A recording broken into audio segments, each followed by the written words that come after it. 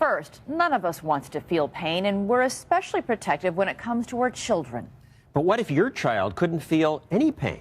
That's a rare condition that so far has been diagnosed in only a handful of people. And as Juju Chang tells us, what sounds like a blessing turns out to be a curse. In many ways, Gabby Gingras is a typical 7-year-old girl. She goes to gym class with other third graders, loves playing board games. Okay, a miscellaneous 3. And idolizes her older sister Katie. But in one very dangerous way, Gabby is not a typical little girl. She can't feel pain and is at constant risk of badly hurting herself. She's wearing a helmet and those goggles for a reason, but we'll get to that in a minute. This video was taken as part of a documentary called A Life Without Pain when Gabby was 4. Here she bangs into the sharp corner of a table, but just keeps on going. And see how unfazed she is when this dog collides with her?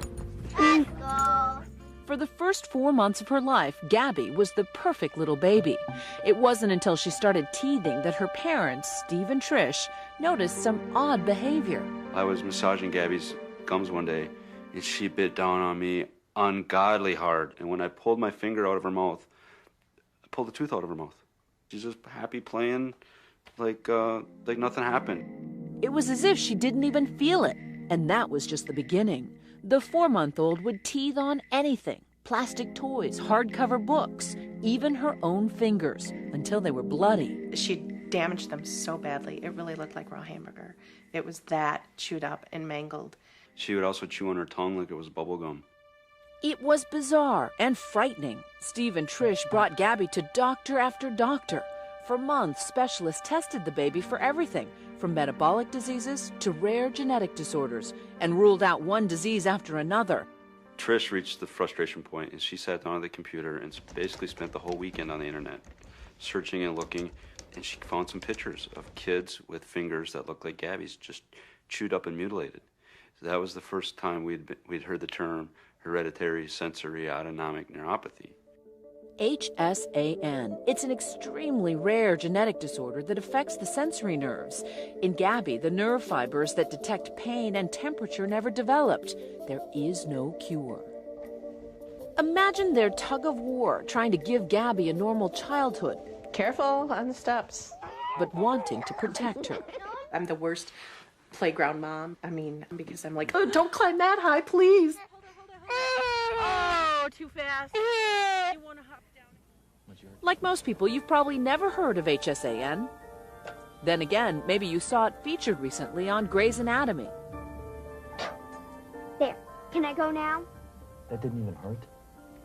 The real-life Gabby is just as courageous. How about your teeth? What happened to your teeth? Oh, I heard you have one tooth. Where is it? I don't see it. Where is it? Oh, I see it. It's on the top. And do you have a name for it? Toothy. The Gingrasses, on their doctor's advice, had all of Gabby's baby teeth pulled to keep her from injuring herself. But that caused her adult teeth to grow in early, and Gabby knocked out all but one of those. I'm thinking, here's my beautiful little girl. She's not going to have any teeth. People are going to make fun. They're going to think we're awful, everything that goes through your mind.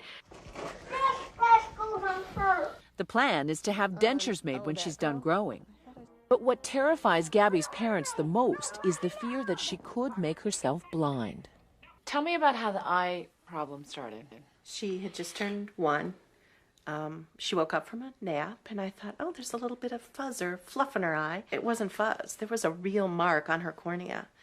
So I quickly called the local doctor, and they were just stunned. He said, if you had this, you would be in such excruciating pain you couldn't open your eye. Gabby's left eye was so badly damaged that her doctor literally stitched her eyelid shut in a desperate bid to save her vision. Because she doesn't feel the pain of it, she ripped her own stitches out. Steve came up with the idea of using swim goggles to protect Gabby's eyes. But it was already too late. She'd lost the vision in her left eye, and now it was at risk of developing into a life-threatening infection. The only solution was a drastic one: remove the injured eye. It just brings back those images of the hospital and letting her go on the gurney, and you know, no parent should ever have to watch their child do that. Today, Gabby has an artificial left eye. You want to see how beautiful it looks? I want to see my first second. She wears a protective contact lens over the right one, which is also damaged. For good measure, she uses safety glasses during the day and those swim goggles at night.